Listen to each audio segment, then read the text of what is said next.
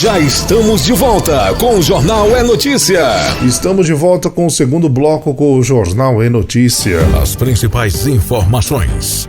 Jornal É Notícia. Saúde distribuiu cerca de 1 milhão de vacinas contra a Covid-19. O Ministério da Saúde informou que concluiu nos próximos dias a distribuição de cerca de 1 milhão de doses de vacinas contra a Covid-19. O imunizante Coronavac, segundo a pasta, já passou por todas as etapas de certificação necessárias ao chegar aos estados pronto para a utilização. O balanço da pasta mostra que desde o início da campanha de vacinação, cerca de 520 milhões de doses foram enviadas aos estados e ao Distrito Federal. Os imunizantes são distribuídos de acordo com a solicitação feitas pelas secretarias estaduais de saúde, responsáveis por direcionar as vacinas aos municípios. Até o momento, de acordo com o Ministério, 483 milhões de doses foram aplicadas e 166 milhões de pessoas estão com o esquema vacinal completo, com as 2 doses ou dose única, ou equivalente a 88% da população. Por meio de nota, a pasta destacou a média móvel de mortes por Covid-19 no país.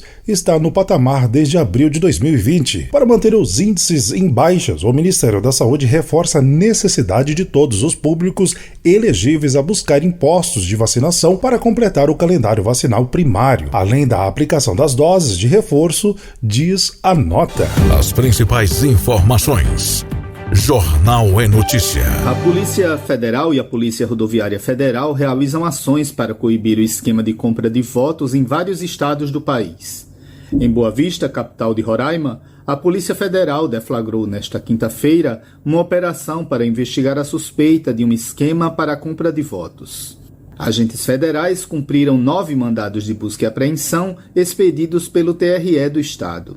No Piauí, a Polícia Federal cumpriu 5 mandados de busca e apreensão em Teresina, no comitê de campanha, residência e empresas de um candidato.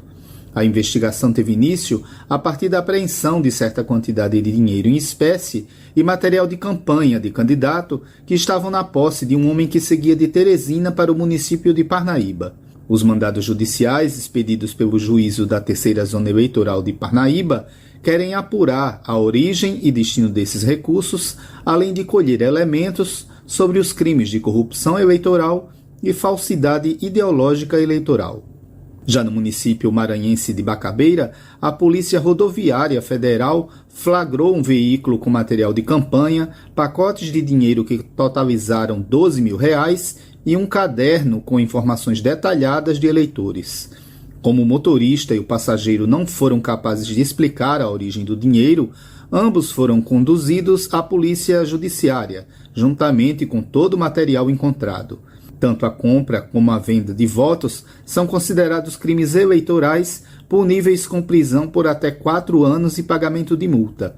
O candidato, além da multa, pode ter o registro ou o diploma cassado. As principais informações. Jornal É Notícia. Os mesários farão inspeção nas urnas e cabines eleitorais ao longo de todo o dia de votação, tanto no primeiro quanto no segundo turno das eleições. O procedimento é padrão nas mais de 496 mil sessões eleitorais no Brasil e no exterior. A inspeção quer garantir que tudo esteja funcionando corretamente, além de verificar se foram esquecidos sobre a urna ou dentro da cabine de votação algum objeto, anotação ou material de campanha dos candidatos que possam influenciar o voto do eleitor ou quebrar o sigilo do voto. Numa atualização para as eleições deste ano, o terminal do mesário passará a emitir um lembrete para que sejam realizadas as inspeções. Cabe ao presidente da sessão anunciar em voz alta que realizará a inspeção e convidar os fiscais ou mesários presentes para acompanhá-lo. A orientação é que ela seja rápida e ocorra durante o horário de votação das 8 da manhã às 5 da tarde, nos momentos em que não houver eleitor votando. Toda a sessão eleitoral conta com 4 mesários e cada um deles tem uma função específica: presidente, primeiro e segundo mesários e secretário.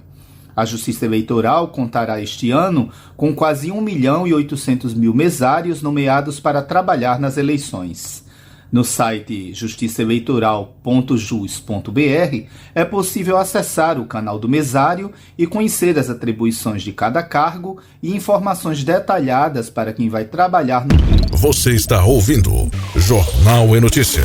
O valor obtido com a extração de madeira bateu recorde no Brasil no ano passado. Após crescer 37,9% na comparação com 2020, passou de 3 bilhões e 900 milhões de reais. 3 tipos de produtos são provenientes dessa extração e todos tiveram aumento. A quantia obtida com a exploração de madeira em tora subiu 46,74%. Com o carvão vegetal, a alta ficou em 30,3% e em relação à lenha, o resultado foi 10% superior. De acordo com o IBGE, a alta expressiva reverteu a tendência dos últimos anos, em que a extração de madeira nativa vinha perdendo espaço para as florestas cultivadas. O gerente da pesquisa, Carlos Alfredo Guedes, explica que isso pode estar relacionado à expansão das fronteiras agrícolas. Se você pegar os principais municípios onde houve mais extração, são municípios de fronteira agrícola, né? Não é uma ligação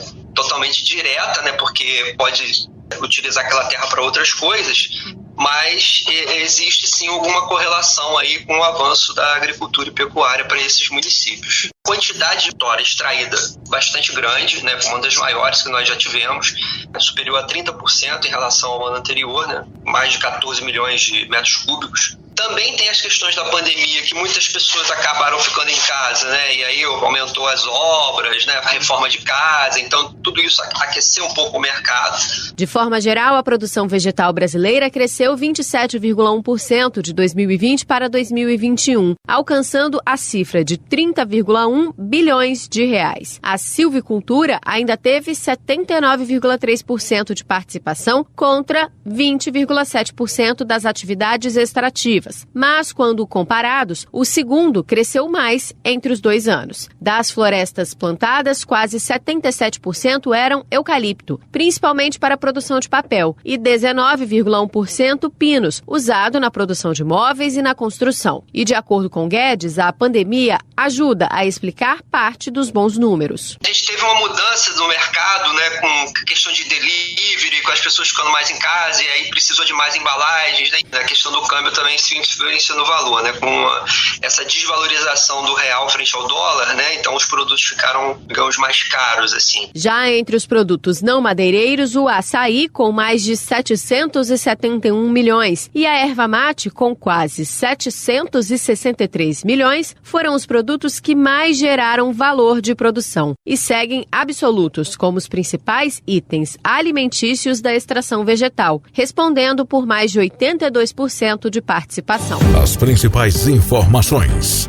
Jornal é Notícia. 57 trabalhadores em situação análoga à escravidão foram resgatados em 6 pedreiras localizadas no Piauí na última semana. As informações foram divulgadas pelo Ministério Público Estadual e entre os resgatados havia 2 menores de idade. Os resgates ocorreram nos municípios de Canto do Buriti, Amarante e Nazaré do Piauí, região do Médio Parnaíba. De acordo com o procurador José Soares, foram encontradas diversas irregularidades, como falta de registro em carteira, de treinamento ou qualquer equipamento de proteção individual para a extração das pedras com explosivos.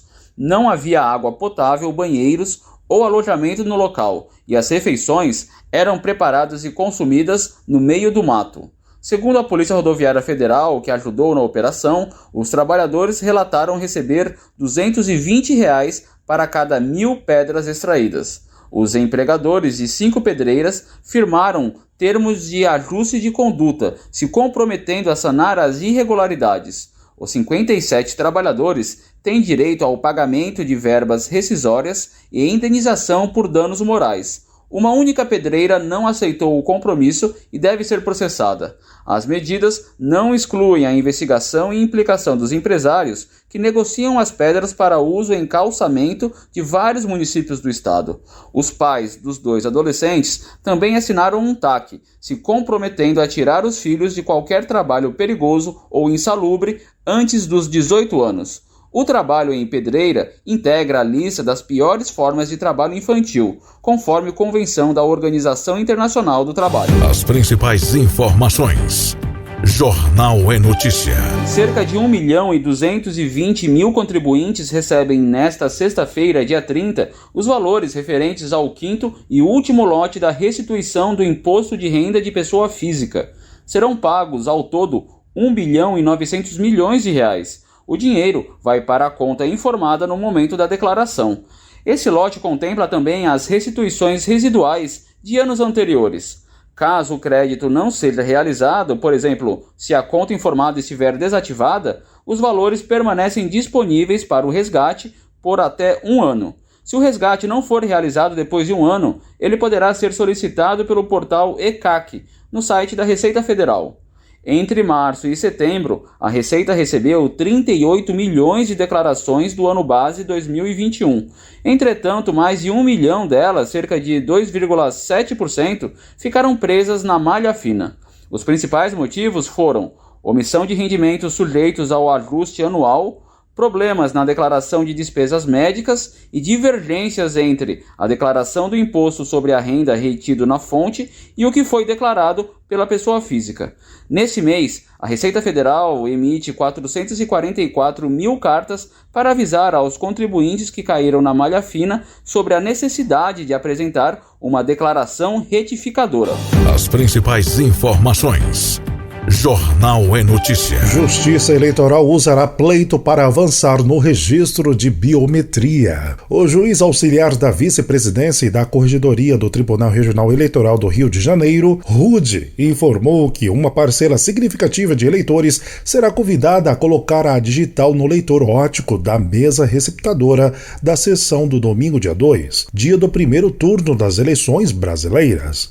A finalidade é tentar validar a importação dos dados biométricos coletados por órgão externo como a Casa do Rio de Janeiro, o Departamento Estadual de Trânsito DETRAN. Segundo o juiz, se a digital desses eleitores for reconhecida nesse procedimento de validação, os dados poderão ser incorporados no cadastro eleitoral e assim os eleitores ficarão dispensados a coletar diretamente os dados biométricos com a Justiça Eleitoral. Estamos falando do número de 1,8 milhão de eleitores aqui do estado do Rio de Janeiro, que poderão ter os seus dados validados nesse procedimento, disse ele. O mais importante é esclarecer que a biometria é um fator de segurança no processo eleitoral. É através da biometria que a Justiça Eleitoral consegue assegurar que o eleitor não vai poder votar no lugar do outro, completou ele. Baldi destacou que as eleições têm um grau maior de complexidade, especialmente para os eleitores que não têm muita familiaridade com a internet, porque precisa fazer 5 escolhas diferentes. Primeiro vai identificar na urna o voto em deputado ou deputada federal, depois deputado ou deputada estadual,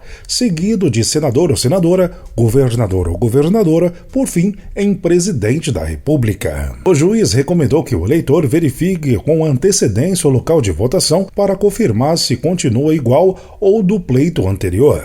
Segundo Baldi, a Justiça Eleitoral fez algumas alterações nos locais. A verificação pode ser feita por meio do site do TRE do Rio de Janeiro ou do TSE, pelo e-título e ainda pelo plantão eleitoral no telefone 21 3436 9000. As principais informações. Jornal é Notícia. Estamos finalizando por aqui com essa edição de sexta. Amanhã, sábado, tem muito mais para você.